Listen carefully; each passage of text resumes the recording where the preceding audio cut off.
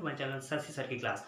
बहुत बच्चे हमसे पूछते हैं कि सर इन्फिनेटिव तो ठीक है, 2 प्लस V1 यूज होता है, लेकिन 2 प्लस V4 कब यूज होता है, मतलब कि वर्ब में आईएनजी कब यूज होता है। आज हम आपको इसी टॉपिक पर बताने वाले हैं। आज सारा कंफ्यूजन आपका दूर हो जाएगा। हम आपको रूल्स तो बताएंगे, थोड़ा ट्रिक भी बताएंगे, और आपको पता ही है ट्रिक यूज होता है तो थोड़ा रूल से अलग होता है। तो चलिए स्टार्ट करते हैं आज की क्लास। ध्यान से समझिएगा, वीडियो को पूरा देखिएगा, आज आपका सारा कंफ्यूजन दूर होने वाला है।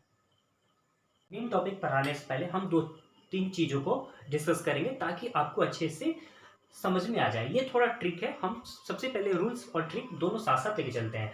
The book is on the table, यहाँ पर देखिए ऑन जो है वो प्रीपोजिशन है और टेबल क्या है, नाउन है। The cat is behind the tree, यहाँ पर बिहाइंड प्रीपोजिशन है और ट्री नाउन है। My friend is in the room, in यहाँ पर प्रीपोजिशन है और रूम नाउन है।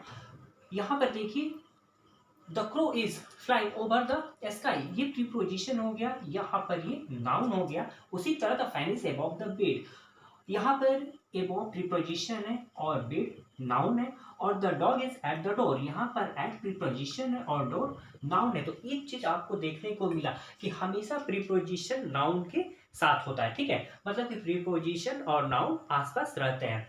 हमेशा प्रीपोजिशन के बाद नाउन यूज होता है, मतलब कि प्रीपोजिशन के बाद हमेशा नाउन। ये पहला ट्रिक आप नोट कर लेंगे। चलिए दूसरा ट्रिक देखते हैं।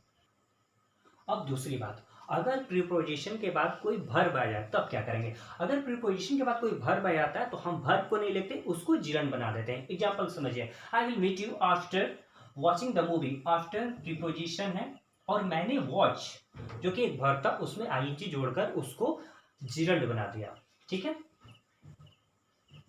They charge him with exceeding the speed limit, him with preposition, ये आपका gerund. I had difficulty in understanding her accent, in preposition understanding gerund. The table must not be taken before getting up in the morning. Before preposition getting आपका हो गया gerund. John is good at working in the garden.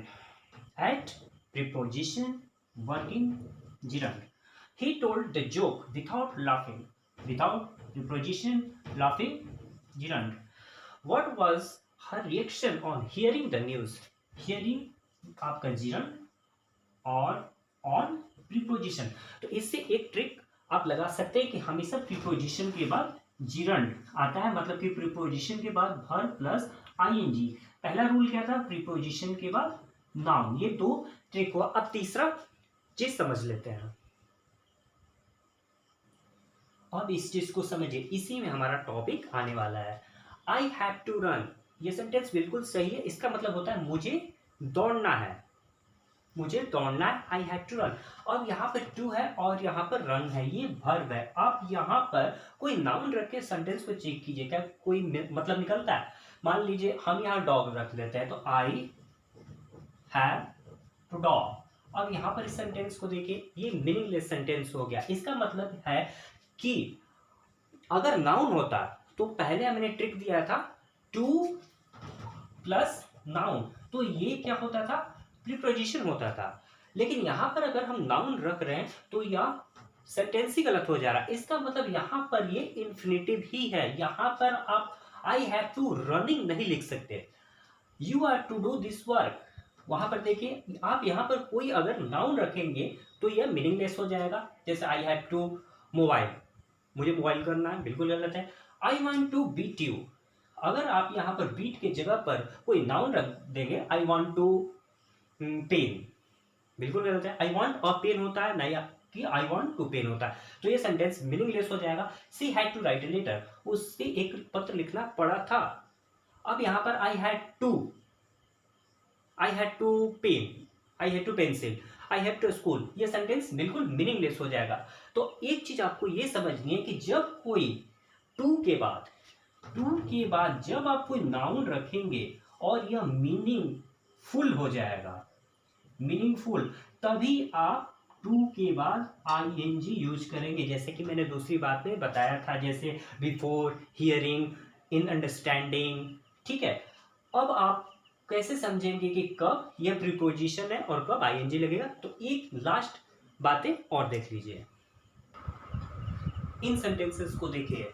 I look forward to hearing from you soon. यहाँ पर जो to है यह as a preposition use हुआ है, और जब प्रीपोजिशन यूज होगा तो आप भर कभी वन नहीं लिखेंगे, आप हमेशा आईएनजी जोड़ के उसको जिरंड बनाएंगे, जैसे कि मैंने यहाँ जिरंड बना दिया। अब यही आपका क्वेश्चन था कि टू के बाद V4 कब लगता है, तो इन्हीं कंडीशन लगता है। She did not really take to studying, यहाँ टेक टू प्रीपोजिशन है, आप स्टडिंग V1 नहीं लिख सकते, आप आईएनजी जोड़कर उसको जिरंड बना दिया।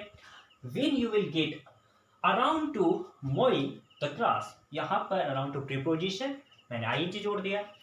ही कॉन्फेस्ड टू किलिंग, यहाँ देखिए प्रीपोजिशन, यहाँ पर मैंने आईएनजी जोड़कर जिरंड बना दिया। She adjusted to living on her own, यहाँ देखिए एडजस्ट टू प्रीपोजिशन, यहाँ लिव में मैंने आईएनजी जोड़ दिया। He objects to spending so much money on a TV, यहाँ पर देखिए ऑब्जेक्ट्स टू प्रीपोजिशन और स्पेंडिंग मतलब स्पेंड में आईएनजी मैंने जोड़ दिया।